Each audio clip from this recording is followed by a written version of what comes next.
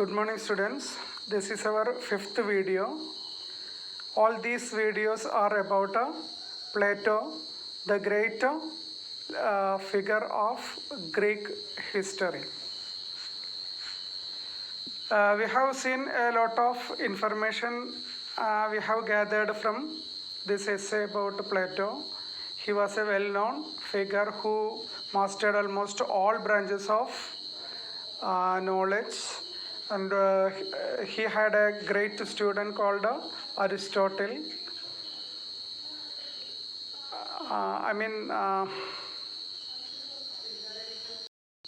Similarly, his teacher was the great personality called Socrates, and he established a center of higher learning, a center of excellence in Athens, which was called Academy. And once in his life, he was invited and he went to teach a friend's name, but it was the worst part of his life because he was under house arrest. Later he had to come back to Athens and to work in his institution, Academy. Now, towards the concluding part of this essay, we are going to read about Plato's death, final years and death. Nothing more, just the historians and other people who made a research on his life discovered some facts about his life, and the area we are going to move is his death and the final years. Plato's final years were spent at the Academy and with his writing. As we have seen, he was engaging all of his time in writing in the last years, and he was working in his academy then. The circumstances surrounding his death are clouded. That means his imminent death was known to the public, though it is fairly certain that he died in Athens around 348 BCE. That means historians approximately calculated the year of his death. It was 348 BCE. At that time, he was in Athens. All of you should understand one thing. Nothing was certain about his life and death, birth and his death. But everything was almost a guesswork. But some evidence they collected which would say all these findings are partially correct. We cannot say all things are correct because most of them were concluded from his writing in the form of dialogues. But nobody wrote his biography. He did not write his autobiography. Then only from his own writing, historians or the people who made a research on his life guessed that he died in Athens in around, not exactly, 348 BCE.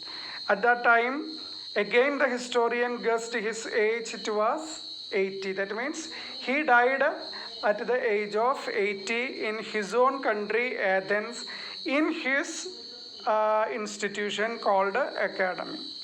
Some scholars suggest that he died while attending a wedding. There is an opinion that he died at the time of he was taking part. He was attending a marriage ceremony. It is also not certain. Some people, some scholars found like that, while others believe he died peacefully in his sleep. That means some scholars believed he died in sleep. Some others believed he was attending a marriage function at that time, something happened and he passed away. We don't know exactly what had happened. Plato's impact on philosophy and the nature of humans has had a lasting impact far beyond his homeland of Greece. That means, no doubt, needless to say, he was an eminent person. He was a great person, a great soul who had ever lived in Greece. And his teachings is also par excellent. Excellent teachings were done by him, and the whole world, not only the Greece, whole world valued his teachings and his knowledge, his teaching, his findings, his writing, everything reached crossed the barrier of Greece. That means it reached all other countries. People in different countries still read and learn a lot of things from Plato's writing. He was such a great personality. And what was special about him?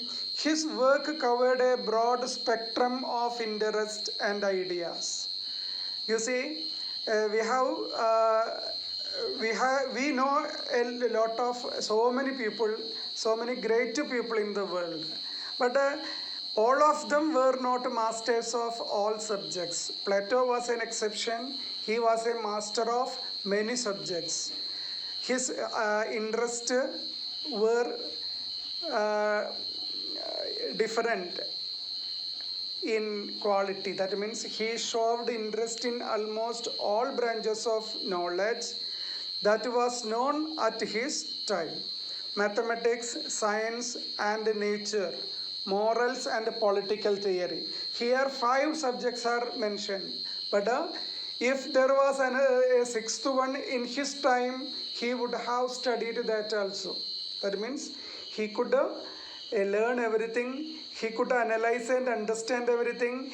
If he studied one topic, certainly he would write on it. His beliefs on the importance of mathematics in education have proven to be essential for understanding the entire universe. His deep knowledge, his knowledge was very deep in mathematics, and he believed that it was essential, it was important, it was very significant to study all other subjects in the universe. So he made mathematics a main subject in his curriculum in academy.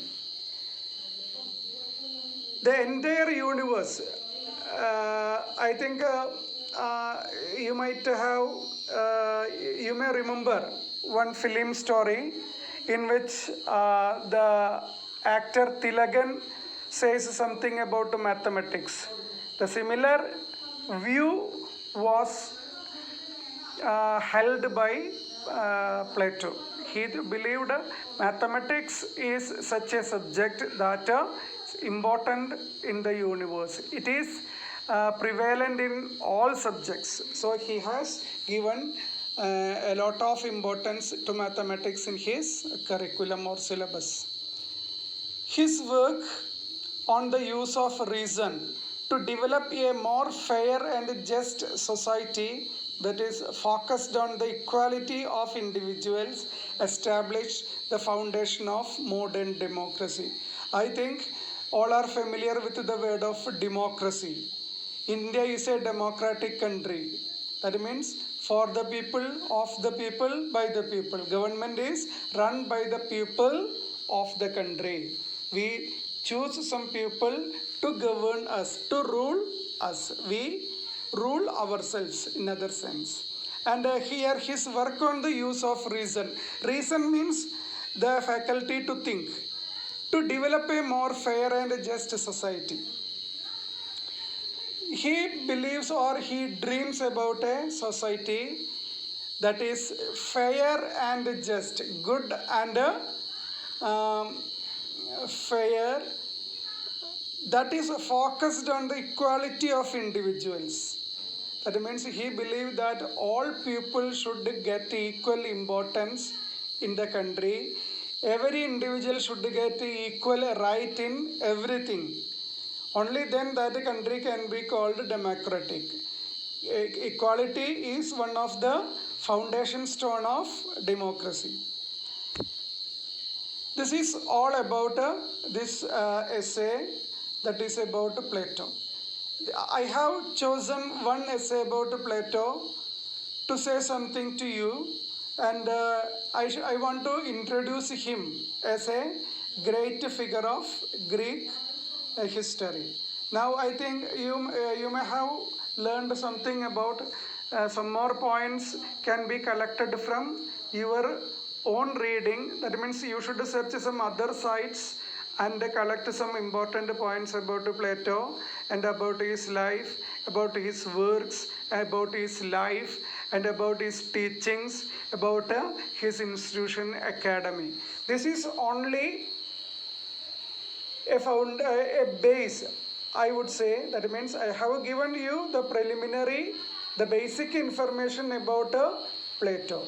Now it is your duty to read more and more about Plato from different books, different sites, and you can also gather information with different videos, and you can all of you can together make fruitful suggestions to hold at least a discussion or a debate about Plato. Only then we can say that you have learned something about Plato, and that will certainly help you write many interesting and important facts about Plato in the university examination. Underline the last two words, university examination. That is our final aim. The first aim is to read about Plato and gather information about him, his life, his biography. But you see, our main purpose is to write what you have learned about Plato and score good marks. This is only about the author. Now we are going, in the next video we will see his teaching about he has written a lot, but we are going to study about his attack on poetry. That means so on certain ground, Plato criticizes the form of art, poetry. Poetry is a form of art, and Plato has some logical grounds on which he criticized poetry. We will come to know what was his criticism against poetry, what was his reason, and do you agree with him or not? It is also an important part, because his student Aristotle, we will study about him in later classes. His Plato student Aristotle didn't accept his criticism, and he came forward with a defense, a justification, and he brought some reasons that would tell that spoke against his teacher's argument. Aristotle said poetry is good. Plato said poetry is not good. We will study both of these views, and you have to compare them, and you should say what is your thought, what is your opinion about poetry. Is Plato right or is Aristotle right? I will repeat you. This paper is called literary criticism. Literary criticism. Criticism is there in mathematics and history and everything, but we are studying literature. We are literature students, so we are studying about the literary criticism. The first person, the first great personality, the first critic about whom we study is Plato. Now you know, I have given you a lot of information. You can study them and write in the examination. You can collect more points from further reading, and you can write a better essay and score better marks. Okay, that is all about the author the critic, the writer, the greater man of knowledge.